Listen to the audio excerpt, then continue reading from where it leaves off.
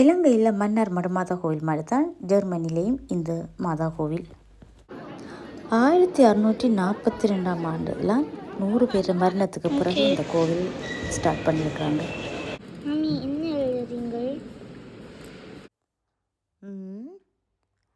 I am praying for the people of Iran.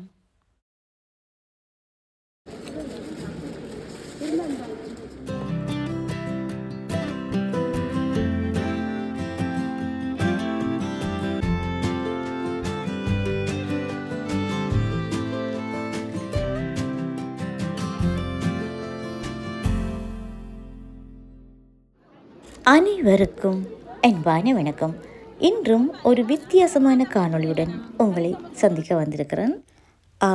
நாங்கள் German நாட்டில் உள்ள கேவலார் நகரில் உள்ள புனித மேரி அன்னை, அதாவது மேரி அன்னை தாயாரோட கோவிலுக்கு தான் வந்திருக்கிறோம். அதாவது இலங்கையில் மன்னாரில் உள்ள மடுமாதா கோவில் எப்படியோ அதே மாதிரி தான் இந்த மாதா கோவிலும். அதாவது புலம்பெயர்ந்து இங்கே வந்து மன்னார் மடுமாதா கோவிலுக்கு செல்ல முடியாத மக்கள் இங்கு வந்து அவங்களோட பிரார்த்தனையை செய்து கொள்வாங்க. இந்த கோவில் பார்த்திங்கன்னா 1618ஆம் ஆண்டிலிருந்து 1648ஆம் ஆண்டு வரைக்கும் மத்திய ஐரோப்பாவில் 30 ஆண்டு காலமாக கடும் போர் நடந்தது. அந்த காலத்தில் இந்த கேவலார் நகரில் பார்த்திங்கன்னா 1635ஆம் ஆண்டு ஆகஸ்ட் 1ஆம் தேதி குரோசிய கூலிப்படை வீரர்கள் வந்து இந்த கேவலார் இந்த நகரில் ஒரு பெரிய ஒரு அரண் இருந்ததாம். அந்த அரணுக்குள்ளே வந்து தஞ்சம் புகுந்திருக்கிறாங்க உயிரை காப்பாற்றி கொள்வதுக்காக. அப்படி தஞ்சம் புகுந்த அவ்வளோ 100 பொதுமக்களையும் இந்த குரோசிய கூலிப்படை வீரர்கள் கொன்று குவிச்சிருக்கிறாங்க. இறந்த மக்களில் பார்த்திங்கன்னா நெதர்லாந்து போர்டர் என்றபடியாக நெதர்லாந்து மக்களும் இதுக்குள்ளே தஞ்சம் புகுந்தத்தில் இறந்திருக்கிறாங்க. அதனால் இந்த பூஜையில் அவங்களோட திருப்பலி பூசையை பார்த்திங்கன்னா நெதர்லாந்து மக்களுக்கும் ஒரு பூசை இருக்குது, எங்களோட தமிழாக்களுக்கு மாதிரி. அதோட அந்த திருப்பலி பூசையிலையும் அவங்களையும் அவங்க நினைவு கூறுவாங்களாம் வருடம். இந்த மக்கள் எல்லாம் இறந்தது பிறகு 1641ஆம் ஆண்டில் ஹென்ரிக் புஷ்மேன் என்ற ஒரு ஆள் இங்கே வாராரு. வரக்குள்ளே அவருக்கு ஒரு அசரீரி ஒன்று கேட்டிருக்கு, எனக்கு இதில் ஒரு சிறு ஆலயம் எழுப்பன்னு சொல்லி. அதன் பின்னர் அவரோட மனைவி மெக்தில்ட் புஷ்மேன் அவர்கிட்ட சொல்லி அவக்கண்டு ஒரு தனி வரலாறு இங்கே ஜெர்மனியில் இருக்குது. பிறகு அவங்க 1942 ஒரு சிலுவையை வச்சு அப்படி ஆரம்பித்தது தான் இந்த கேவலார் மேரி அன்னை தேவாலயம். கத்தோலிக்க கிறிஸ்தவ சபையால் இது வந்து நடத்தப்பட்டு வருது. இந்த ஜன்னலை பாருங்கள், எவ்வளவோ உயரமான நீளமான கிளாஸ் ஜன்னல், கண்ணாடி ஜன்னல். இதில் கூட வண்ண ஓவியங்கள் அவங்களோட வரலாறை வரைஞ்சிருக்குது. இந்த கீழுக்கு இருக்கிறது நான் வரைஞ்ச ஓவியம், கண்ணாடி போட்டிருக்குது. இங்கே மட்டும் மெழுதிரி கொளுத்தட்டாமன்னு போட்டிருக்குது. ஒரு மெழுதிரி €1 போட்டிருக்கு. ஜெர்மனியில் இப்படி தமிழ் எழுத்துக்களோட தமிழ் கோவிலில் பார்க்குறது எவ்வளோ சந்தோஷமாக இருக்குது. ஆடி மாதம் நாங்கள் இறந்த ஆக்களுக்கு அதாவது அமாவாசை திதி கொடுக்குறோன்னாங்க. அதே மாதிரி இங்கே பாருங்கள், இங்கே வந்து ஒரு விளக்கேற்றினா அந்த செத்துப்போன 100 ஆத்மாக்கள ஆத்மா சிலது பிறந்திருக்கலாம், சிலது பிறக்காமல் இருக்கும். அவங்களோட ஆத்மாக்களுக்கெல்லாம் அது வந்து ஒரு சாந்தி கிடைக்கக்கூடியதாக இருக்குது. அவங்களோட சைவத்தில் சொல்லுவாங்க, நாங்கள் முன்னோர்களை வழிபட்டால், அதாவது இந்த ஆடி மாதத்திலே நாங்கள் அமாவாசைக்கு வழிபடுவோம். அப்படி வழிபட்டால் அது அந்த ஆத்மா வந்து எங்களை ஆசீர்வாதம் பண்ணி போகும்னு சொல்லுவாங்க. அதே மாதிரி தான் இங்கேயும் வந்து இப்படி கொளுத்துறதால அந்த ஆத்மாக்கள் ஒரு சாந்தி அடையும், எங்களை ஆசீர்வாதம் பண்ணுமென்ற ஒரு நம்பிக்கை. என்னை பொறுத்த வரைக்கும் அந்த அவங்களோட கிறிஸ்தவ முறைப்படி வேறு கருத்துக்கள் இருக்கலாம். கடன் எழுதுறதுக்கு இந்த பர்டிகுலர் நிறைய பெண்ணுகள் வச்சுருக்குறாங்க, பேப்பரும் வச்சுருக்குறாங்க.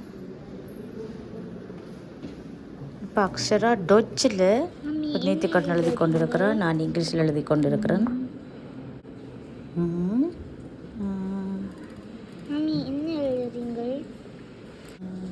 சொல்லுங்க. I am praying for people of Iran. இப்படி ஒரு சிஸ்டம் இருக்குன்னு எனக்கு தெரியாது. நான் இங்கே வந்ததுக்கு பிறகு தான் எல்லோரும் எழுதினாங்க. அப்போ நான் மகள் எழுத போகிறேன்டா, அப்போ அதுக்கு பிறகு தான் நானும் எழுத தொடங்கினேன். நான் வந்து ஈரான் நாட்டு மக்களோட சாந்தி சமாதானத்துக்காக தான் இந்த ப்ரேயர் எழுதி போடுறோம். கீழுக்கும் நிலத்திலையும் மாவல் பதிச்சு அதுலேயும் இந்த புனிதர்களோட வாழ்க்கை வரலாறு, மாதாவோட வாழ்க்கை வரலாறுலாம் ஓவியமாக வரைஞ்சிருக்கிறாங்க. இது வந்து தங்க மூலம் பூசப்பட்ட அலங்கார தங்க கிடத்தில் 5 புனிதர்களோட சிலையை வச்சுருக்குறாங்க. இது உண்மையாக ஒரிஜினல் தங்கமானு எனக்கு தெரியாது. அதாவது இந்த புலம்பெயர்ந்து வந்த ஈழத்தமிழர்களுக்கு இங்கு 1987 ஆண்டு தான் இங்கு திருப்பலி பூஜை செய்கிறதுக்கான ஒரு அனுமதி கிடைச்சிருக்கு. அண்டையிலிருந்து இன்றைக்கு வரைக்கும் வருடம் இதை அவங்க கொண்டாடி கொண்டு வராங்க. இந்த முறை 39வது நிறைவு முன்னிட்டு தான் அவங்க இந்த பெருவிழாவை செய்கிறாங்க, திருப்பலி பூசையெல்லாம் செய்கிறாங்க. அதுக்கு தான் நாங்களும் வந்திருந்தோம். அதாவது 8ஆம் தேதி சனிக்கிழமை நடந்தது. எனக்கு நேரமின்மை காரணத்தால் நான் இன்றைக்கு இந்த வீடியோ உங்களுக்கு பதிவிடுறேன். அப்படியே வெளியில் வந்து கல்லூடா குடித்து கொஞ்சம் சாப்பாடு சாப்பிட்டுக்கிட்டு இங்கே பார்த்தா தோழர் ஜேசுதாசன் அவர்களோட மரக்கடை, அதாவது மரஞ்செடிக்கு விற்கிற கடை இருக்குது. ஒவ்வொரு கடைக்கும் எனக்கும் கும்பலாக மக்கள் கூட்டம். ஸோ அதுக்குள்ளே முண்டி அடித்து கொண்டு அப்படியெல்லாம் போய் பழக்கம் இல்லை. அதால் நான் தூர நின்று எல்லாம் பார்த்துட்டு வந்தேன்.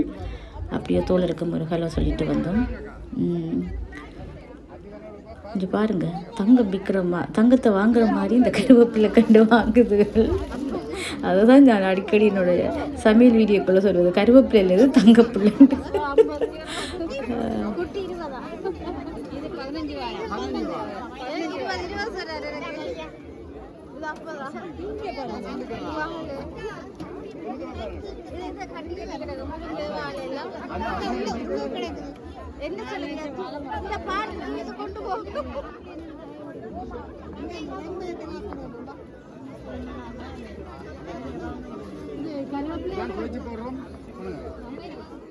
அற்புதங்கள் நிறைந்த இந்த கேவலார் நகரின் புனித மரியன்னை தாயாரோட ஆலய வரலாறையும் உங்களுக்கு சொல்லியிருக்கிறேன் சுருக்கமாக.